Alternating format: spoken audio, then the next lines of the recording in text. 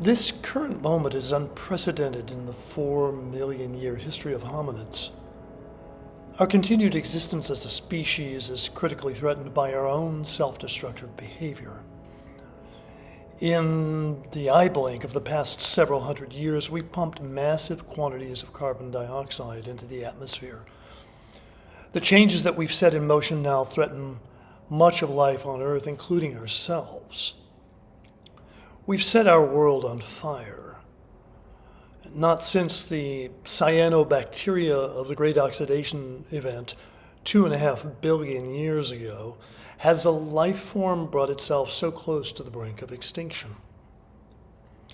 And no matter what we vaingloriously imagine we're doing to the Earth, ours is not to save the Earth.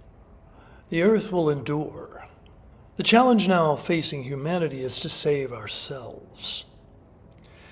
We like to tell ourselves that the most distinguishing difference between us and other life forms is our high level of consciousness. If this is true, then perhaps our intelligence gives us a unique capacity to do something that no life form has ever done before. Can we perhaps make a fully conscious evolutionary leap?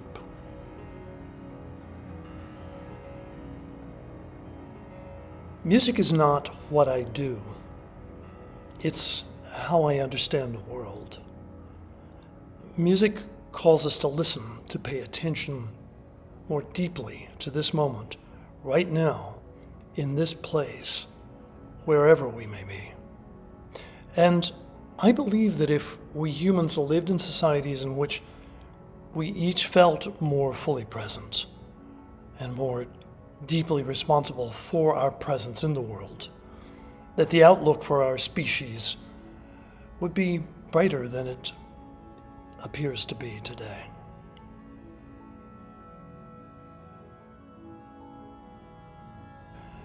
In Apache storytelling, places are as important as events, maybe more so.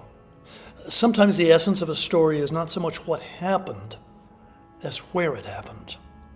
Apache elders will say to their grandchildren, "Drink from places, then you can work on your mind."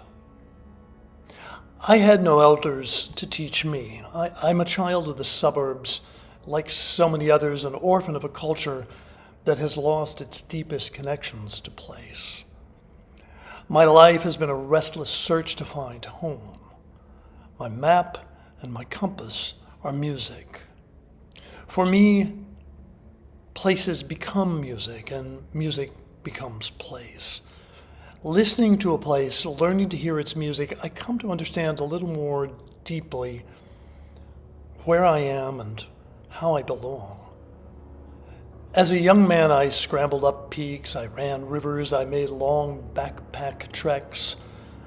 Wherever I was, I wanted to climb as high, to travel as far, to see as much of a place as I could. But the time came when I understood that what I really wanted was to know a place, as much of a place as I could. I was no longer satisfied to be a visitor, a tourist just passing through. I wanted to stay put, to inhabit a place long enough that I might begin to hear its deeper music, and perhaps in some measure to feel that I belonged there. Every place is many places, and the more deeply we come to know a place, the more dimensions we discover. The geography, topography, geology, the weather, the climate, the light, the plants, the birds, and the people with their histories and their dreams. In a true place, we sense the world as it really is, beneath and beyond our fears and our dreams.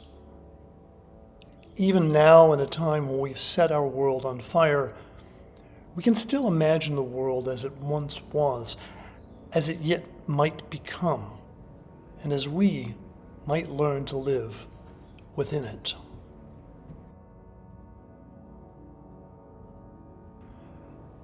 Somewhere in Moby Dick, Melville writes, "It is not down in any map. True places never are." A deep longing to feel at home on the earth has led me from the mountains, forests, and tundra of the Arctic to the deserts, canyons, and coastlines of the tropics. Some of the places on this journey appear on maps, others don't. All of them exist within me. In a sense, I've created them in my imagination, in music, in words, and in memory. Yet, ultimately, these landscapes, these places, these maps and dreams have created me. These are my true places, and true places do not belong to us. We belong to them.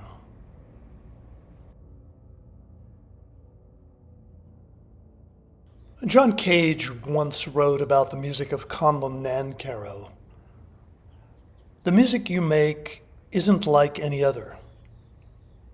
Thank you.